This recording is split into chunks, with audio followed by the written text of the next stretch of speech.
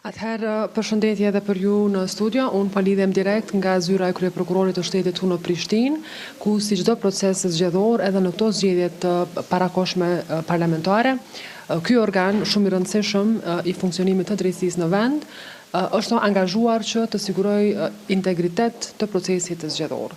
Koordinatorja nacionale për zgjedhje, zonja prokurore Laura Pula, do të na jap më shumë informacione se sa prokurorë janë angazhuar në këtë proces dhe si janë përgatit edhe kësaj here për t'ja dalë në banë gjatë gjithë ditës të sotme. Zonja prokurore, faleminderit që ndohet kohë sot nga angazhimet tuaja për të ndarë për ne dhe për publikun shikues të Klan Kosovës disa informata bazike, me që është akoma fillimi i ditës për angazhimin e prokurorisë rreth këtij procesi. Faleminderit, mirë se keni ardhur.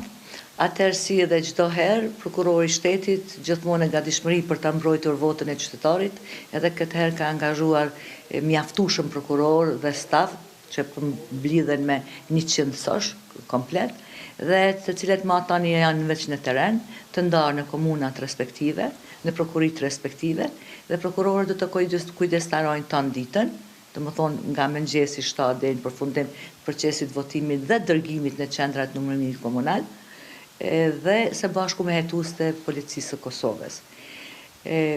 Uroj që të jetë një ditë e mbarë, një ditë feste, dhe të kemi sa më pak probleme. Për ndryshe, për ata të cilët që nga mëngjesi deri në mramje tentojnë në çfarëdo mënyre të manipulojnë votën, ne jemi këtu staf së bashku me prokurorin 100 mjaftueshëm për të vepruar në kuadër të ligjit për atë shkelësit e drejtës së votimit apo manipulues të votës. A konsideroni që ky numër është i mjaftueshëm për të pranuar, trajtuar të gjitha rastet që mund të ndodhin potencialisht në nivel vendi, duke bërë kështu krahasimet edhe nga proceset e kaluara, pra sepse këtë vit kishim edhe procese të tjera që i kemi monitoruar dhe ju bashkë me ne. Fatmirësisht edhe nga proceset e kaluara ka tregu rezultat edhe puna ekipore prokurorëve të shtetit së bashku me institucionet tjera relevante në kuadër të memorandum bashkëpunimit që kemi me gjitha këto institucione. A kemi staf mjaftueshëm? Po kemi. Mirë është se s'kemi pas shumë raste. Dhe ato që kanë qenë janë trajtuar më një herë. Edhe një informat, jo çdo rast, edhe jo çdo informat që vjen mund të prodhon efekte të veprës penale.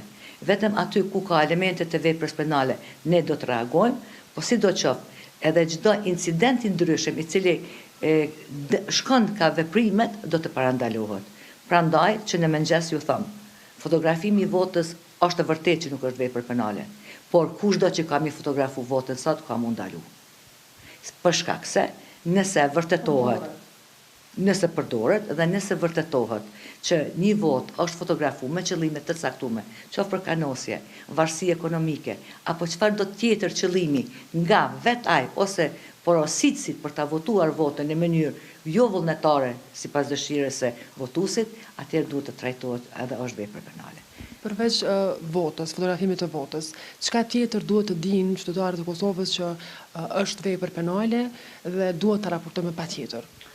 Atëherë, kodi penal i parashef 11 vepra penale në kuadër të drejtës së votimit, se cilat janë të ndarë para ditës zgjedhjeve, gjatë ditës zgjedhjeve dhe pas ditës zgjedhjeve.